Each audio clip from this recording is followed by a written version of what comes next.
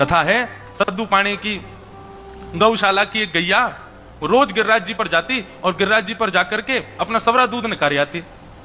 लौट करके आती तो सद्दू पाणी देखता कि भाई गैया को दूध कहां चलो जाए।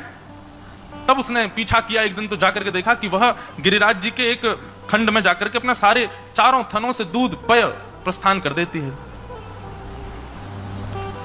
जाकर के देखा तो जो दूध जहां डाल रही थी वो गैया, वहां श्रीनाथ जी की ये भुजा निकली हुई है। उस भुजा का दर्शन करके सद्दू पाणी ने जैसे ही पर्वत खंडों को अलग करना प्रारंभ किया, ठाकुर जी बोले अरे तू अभी मुझको ऐसे ही सेवा करता रहे, मेरी भुजा की सेवा कर, मेरा जब भाव आएगा मैं प्रकट हो जाऊंगा। कितने दिनों तक ठाकुर जी की भुजा की सेवा चली। उसके बाद ठाकुर जी ने अनुग्रह किया और एक दिन श्रीनाथ जी श्री गोवर्धन नाथ से प्रकट होकर के व्यवस्थित हो गए। प्रकट हुए, सब ब्रजवासी जो वहां थे, सद्दू पाणी आदि परिवार के सब लोग भोग आदि लेकर के गए। ठाकुर जी प्रकट भये। ठाकुर जी ने भोग स्वीकार नहीं किया। क्यों?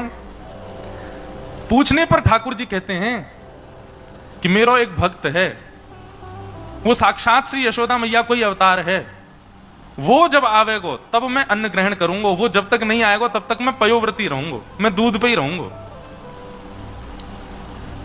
और असंख्य वर्षों तक जब तक श्रीमद वल्लभाचार्य जी महाराज गोवर्धन नहीं पधारे तब तक श्रीनाथ जी पयोव्रती रहे, दूध पर रहते थे। कथाएं तो भक्तों के व्रत की बहुत सुनी, लेकिन ठाकुर जी जैसा व्रत कौन करे। ध्रुव प्रहलाद के भी 6-7 महीने के ही व्रत के भाव आते हैं, पर ठाकुर जी के तो वर्षों का व्रत चला। श्रीमद वल्लभाचार्य जी पधारे। श्रीमद वल्लभाचार्य जी महाराज भ्रमण करते हुए जैसे ही ब्रजमंडल में आए और गोवर्धन में प्रवेश किया तो सद्दू पाणी तो प्रतीक्षा कर रहे थे, बोले हमारो ठाकुर भूखो बैठो भैया, कब आवेगो वल्लभाचार्य जी। आज जब उन्होंने खबर सुनी कि कोई आचार्य प्रवर पधारे हैं, दौड़ करके गए, चरणों में प्रणाम करते हुए निवेदन करते हुए कहा, हे गुरुवर, हमारे ब्रजमंडल को एक ठाकुर प्रकट भयो है, वो वर्षंते केवल दूध पी के रह रहो, पयोव्रती है, वो आपके दर्शन के काजे इच्छुक है, आप कृपा करके पधारो, उनको अन्न पवाओ। वल्लभाचार्य जी महाराज ने जैसे सुना तो उनको संकेत तो हो चुका था। गए, बोले कहां है ठाकुर जी? बोले वो देखो पर्वत के ऊपर ठाकुर जी खेल रहे थे ग्वाल बालों के साथ। कलयुग की लीला है, इस कलिकाल में।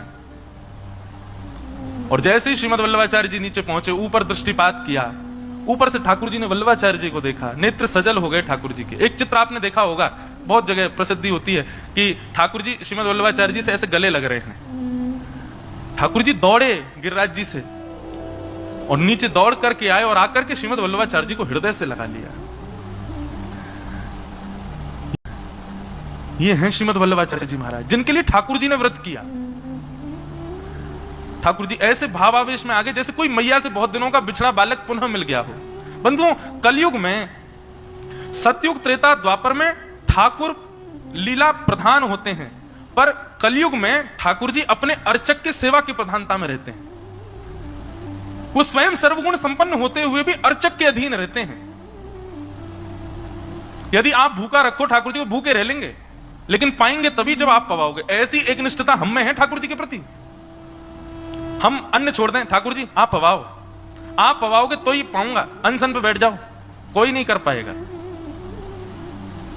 अनशन आज तक बहुत सुने, सरकार के पीछे लोग पड़ जाते हैं, ये बिल लागू करो, ये लागू करो, मानवीय ये गुण लागू करो। कभी ऐसा सुना कि कोई अनशन पर बैठा है? क्यों? बोले तभी पाऊंगा जब ठाकुर जी आके पवाएंगे। ऐसा अनशन तो ठाकुर